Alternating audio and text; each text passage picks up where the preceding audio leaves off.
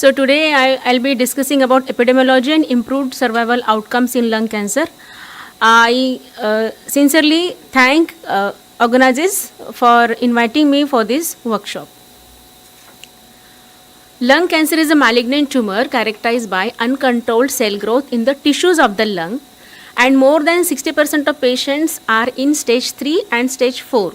So when patients they come to OPD, they are already in stage 3 or stage 4, more than 40% of patients. And patients, when they come to OPD or they seek medical advices when they experience symptoms. So incidence and epidemiology, if you see globally it is one of the most prevalent cancer in the world. As Archana said, it accounts for 13% of all new cancer cases and 19% of cancer-related deaths worldwide. So it is the most commonly occurring cancer in men and the third most commonly occurring cancer in women. It remained the leading cause of cancer death with an estimated of 1.8 million deaths. So if we compare other cancers with lung cancer, kills more men and women also worldwide. So lung cancer is the second most common cancer diagnosis, diagnosis by gender, behind prostate cancer for men and breast cancer for women. As per the cancer statistics, in 2018, lung cancer accounts for 14% of new cancers in men and 13% of cancers in women in the US. Globocan 2018. Globocan is the statistics body which 165 countries are there. The data is taken from around 165 to 170.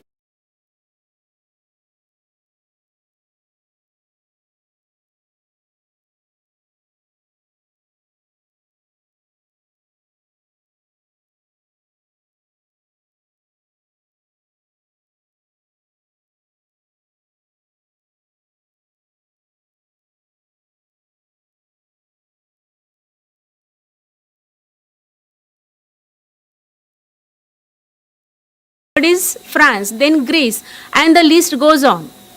Okay, so where is India? In India, approximately 63,000 new cancer cases are reported each year for the lung cancer, and 6.9% of all new cancer cases and 9.3% of all cancer-related deaths in both sexes. Now, which state has maximum lung cancer cases? Mizoram. Okay. So it is the commonest cancer and cause of cancer-related mortality in men for India as per the Indian Journal, and the highest reported incidences from Mizoram in both sexes, male and female. Age-adjusted rate was 28.3 and 28.7 per lakh population respectively. So as per the report from National Cancer Registry Program India, 1 in 68 males will develop lung cancer in their lifetime. So it's better to prevent. Lung cancer is a leading site of cancer in males. If you see Indian map, each and every leading city has got lung cancer cases like Mumbai, Kolkata, Delhi, Chennai, Bangalore, Kottam, Thiruvananthapuram, and go on. It goes on. Globally, the trends in lung cancer epidemiology, if you see, so the lung cancer rates are vary around the world, reflecting geographical differences in tobacco and air quality. Our capital, Delhi, is very famous for poor air quality. So All India Institute of Medical Sciences has done a study, and they have found that more than double lung cancer cases from 940 in 2013 and 14 to 2082 in 2015 and 16, coinciding with the time of increase in air pollution in the city. So air pollution is a very important factor, causative factor in lung cancer. Now if we compare developing or the developed countries and underdeveloped countries, so rate of lung cancer in men are considerably higher in developed countries than in less developed ones. We are in between. We are developing country. But overall incidence is decreasing in men from developed countries due to tobacco control policies. So who smoked the most? We had list earlier: Serbia, Bulgaria, Greece, Russia. Okay, so these are the number 1, number 2, number 3 as per the rank. What about gender? Lung cancer is more commonly occur in male than female. In particular, a higher proportion of Asian women diagnosed with lung cancer are never smokers. So in female, studies are done in China, Hong Kong and India. It suggested that the rise of lung adenocarcinoma, the one type of adenocarcinoma in Asian non-smokers has significant exposure response relationship with second-hand smoke and cooking fumes. So studies was found that 88% women, those were diagnosed with cancer, they had never smoked. I'll ask you, how many of you smoke? No. Okay. What's to blame for lung cancer among non-smoking women? Cooking oil, fumes and coal stove smoke. Incense sticks which we put in our house or anything that is burning, we take second-hand smoke. Now I'll ask you, how many of you smoke? We all smoke.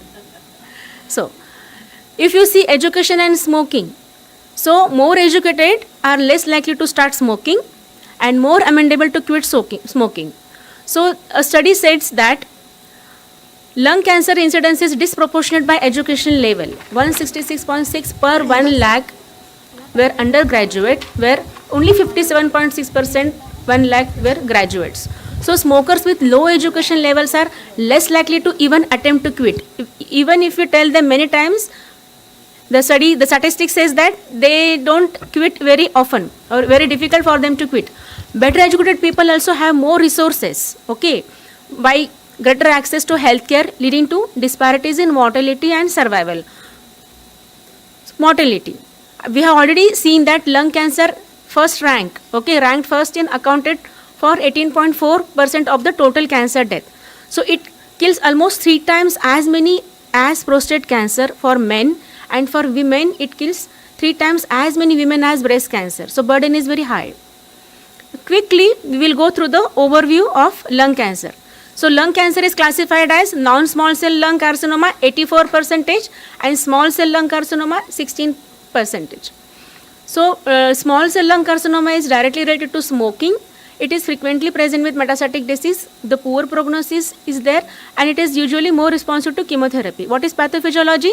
Genetic mutations mainly. One cause, genetic mutations, 3p deletion and p53 mutations, and the second most important pathophysiology is smoking.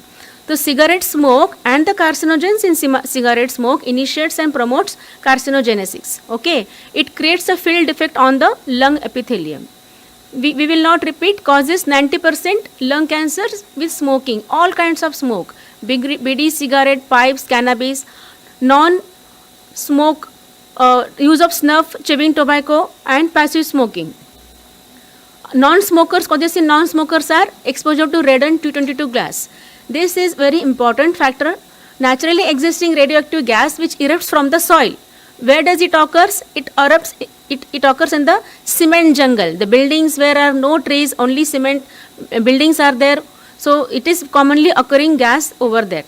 Other exposures are occupational exposure to arsenic, asbestos, coal fume. The people they are working in silica and nickel factories.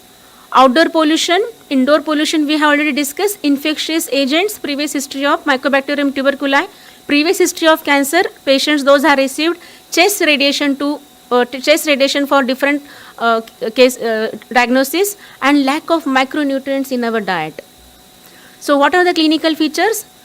Early symptoms, early stages, there are no symptoms or the symptoms will be very mild that you might miss that you are having a lung cancer. Cough, dyspnea, pain while breathing. As the disease progresses, pain in shoulder, chest, arm and back, change in the color and volume of the sputum, hemoptysis, fatigue, fever. Advanced disease symptoms when tumor grows, neurological symptoms, wheezing, stridor, pain while swallowing, difficulty while swallowing, headache, seizures, pleural effusion. If the disease has gone to bone, like metastasis is there, then bone pain, joint pain, pathological fracture, and if recurrent laryngeal nerve is involvement, then patient will come with hoarseness of voice.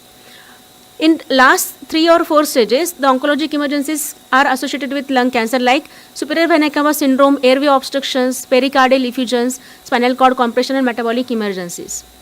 Investigations. Now, how to rule out lung cancer? Investigations are done. First is to rule out lung cancer is there, then biopsy is required, histological diagnosis to be done. Then second diagnosis is staging, whether lung cancer is limited to thorax or outside thorax. So intrathoracic and extrathoracic staging is done, and remaining diagnoses are like molecular diagnosis, so that doctors, they can start targeted therapy or immunotherapies. So investigations, quickly we'll go through history, physical examination, chest X-ray for baseline investigation, CT scan chest, upper abdomen, which is very important because it will give you the clear picture where exactly the disease is, whether there is metastasis in the thorax or any pleural effusion is there. PET-CT is gold standard investigation. Transthoracic CT guided biopsy are done only if the tumor is peripheral regions of the lung. Bronchoscopy and pleural effusion is there, then pleural tapping, and it is sent to cytology. So fiber optic bronchoscopy, it is a detailed study of tracheobronchial tree. In that, the biopsy, brushings and ball is sent. And endobronchial ultrasound EBUS guided transbronchial needle aspiration biopsy is done. It is minimally invasive and highly effective. Mediastinoscopy, this is done in operation theatre just before the surgery. Okay, mediastinoscopy is done to determine the presence of nodal metastasis in the mediastinum, and it will determine whether should go for resection or to abandon surgery or what next to be done. Endoscopy with esophageal ultrasound, this investigation is done especially to see subcarinal and pericranial area lymph nodes. Now, we have already done thorax. Now we have to see whether the disease has spread to brain, bone. CT scan brain is done to rule out metastasis, and bone scan is done. Treatment is done: surgery, chemotherapy, targeted therapy, immunotherapy, radiation therapy, and interventional radiology. So if non-cell lung carcinoma is there, if patient is in stage 1 and stage 3, surgery can be done. If patient is in stage 1 and stage 2, but patient is not fit for surgery or is not willing for surgery, then radiation therapy is given. Apart from that, adjuvant chemotherapy means chemotherapy after the radiation or surgery is given, which says that there is a significant reduction in 5-year mortality. Stage 3 patients, CTRT, and stage 4 patients, triple drug CT combination and palliative radiation therapy is given. So what are the 4 stages? Quickly we'll go through. Stage 1, tumor is less than 3 centimeter, stage 1. Stage 2, tumor 3 to 5 centimeter, but affected lymph nodes are there in the same side of the lung. That is second stage. Stage 3, tumor has become more than 5 centimeter, but affected lymph nodes are there in the adjacent lung or the second lung. Stage 3, and stage 4 if there are metastasis. Depending upon that, surgeries are done. Wedge resection for peripheral tumors, segmentectomy, lobectomy, pneumonectomy, self-explanatory, depending upon the size of the tumor and the stage. Sleeve resection is there. Sleeve resection surgery is done in case of cancer which is present in the large airways. Approaches of surgery. Surgery can be done by using video-assisted thoracoscopic surgery, or open thoracotomy, or robotic-assisted thoracic surgery, where the surgeon will sit on the computer console and by using robotic arms, he operates. Complications, what we have to monitor, that preoperative preparation has to be done. Patient has to teach incentive spirometry, chest physiotherapy to be given to the patient. And complications post-surgery, pneumothorax, hemorrhage, mediastinal emphysema, pulmonary embolism, atelectasis, cardiac complications. These are the complications we have to manage post immediately and thereafter also.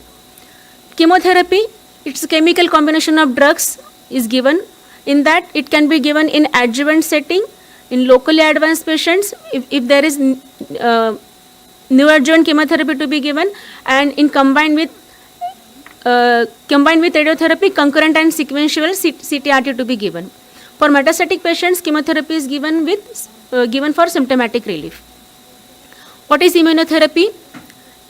Immunotherapy is also known as immuno-oncology. It is a form of cancer treatment. Means medicines are given to patient to use his or body's immune power to prevent, control and eliminate cancer. Details we will discuss in further presentations. Radiation therapy is the use of high energy particles or waves such as X-rays, gamma rays, electron beams or proton beams to destroy cancer cells. So it is very important, one of the common treatment for cancer. Interventional radiology. So the role of IR is palliative and metastatic cancers, where radio frequency ablations like high energy radio waves are used to heat the tumor, or chemotherapy is used. Transarterial chemoembolization is there for metastatic lung cancer patients. Now we'll see the survival outcome. What is survival? So when patients they survive from diagnosis or treatment, they survive. Usually the 5-year survival is considered as a survival. So what is the cancer survival rate? The percentage of people who survive a certain type of cancer for a specific amount of time. What are the variables affect lung cancer survival? What are the variables affect lung cancer survival? Okay, so there are certain variables like cancer type and location, treatment responses, health status of diagnosis, cancer related complications, age and gender. Suppose cancer type, if cancer is located at peripherally somewhere at the upper lobe, prognosis or survival is still better than the major vessels are included, or the lower part of the or the carinal nodes are involved, then prognosis or survival is quite bad. Okay, but advanced lung cancer has extremely poor prognosis with a 5-year survival rate is only 5%. So what are the good prognostic factors? So there was one study, it was done, the study on the prognostic factors affecting survival in cases with lung cancer. So female gender is a good prognostic factor. Younger age, if patients they come in old age, it's a bad prognostic factor. Non-smoking status, upper lobe localization, normal bronchoscopy, and squamous cell carcinoma histology has a good prognostic than adenocarcinoma. And early stage patient, this is the learning lesson from this presentation is, if patient is in stage 1 and stage 2, still survival and prognosis is better than stage 3 and stage 4. So as per the one study, 5-year relative survival rates for non-small cell lung carcinoma, when as per the stage, if 60 localized, when this disease was in early stage or localized, 63% was 5-year survival, and 35% was for regional and 7% for distant. Means you can see that whenever the stage is early or localized disease, the survival is more. For 5-year relative survival rates for small cell lung carcinoma, 2016 study, 2010 to 2016, localized stage 27% was survival, where the distant stages it was only 3%. So what can be the other factors? Okay, misdiagnosis as tuberculosis, it happens only in India. Misdiagnosis as tuberculosis and empirical treatment with anti-tubercular drugs prior to referral to higher center is one of the important causes for delayed diagnosis of lung cancer in India and thereby mortality. So here the role, the scope has for artificial intelligence. So one study when I was going through artificial intelligence, they says that they are going to find out the software, the software which will, they will find the differentiate between the operable tumors and non-operable tumors, metastatic tumors and benign tumors, and curable and incurable tumors, or tuberculosis and cancer. Okay, so it's again on the scanning. So one good study has done in Southwest Asia. The lobectomy can improve the survival of patients with non-small cell lung carcinoma. As I told you, the treatment determines survival, and targeted therapies have a good outcome. Okay, so one study says that lobectomy, one different study says that targeted therapies have a boosted stage 4 lung cancer survival rates. A global surveillance done for 71 countries, and it was found that Japan was the nation where the highest survival rate was found than other nations. What is the effect of tobacco control on survival then? So whenever the tobacco control initiatives are taken, the results have seen the 45% decrease in male lung cancer death between 1992 to 2015 was found in United States of America, and higher income countries have comparatively improved survival rates than lower income countries. So education and higher income countries has a better survival. There is last 1 minute. Good news is there that WHO launches new report on global tobacco use trends, and it says that now globally tobacco consumption is reduced. Okay, how can we prevent? avoid tobacco in all forms, avoid smoking in both active and passive types, avoid radon exposure, avoid pollution, and eat healthy diet. Conclusion: lung cancer is one of the most prevalent and deadliest cancer distributed worldwide. The epidemiology is varied depending upon geographic region. Smoking tobacco is principal risk factor for Indian men, and survival outcome is depend on many factors, but early stage diagnosis has better prognosis. Thank you. Thank you, Rashmi. I think everybody is clear about the types and the stages also. Now I invite Archana Bandekar. Targeted and immunotherapy have positive patient outcomes, requires to be administered in a well-equipped environment by skilled professional nurses. This calls for thorough preparation of nurses in the medical oncology department for better implementation and achievement of goals. We have Archana Bandekar here to brief us about responsibility of nurses in administration of targeted and immunotherapy. Welcome, Archana. Thank you, ma'am.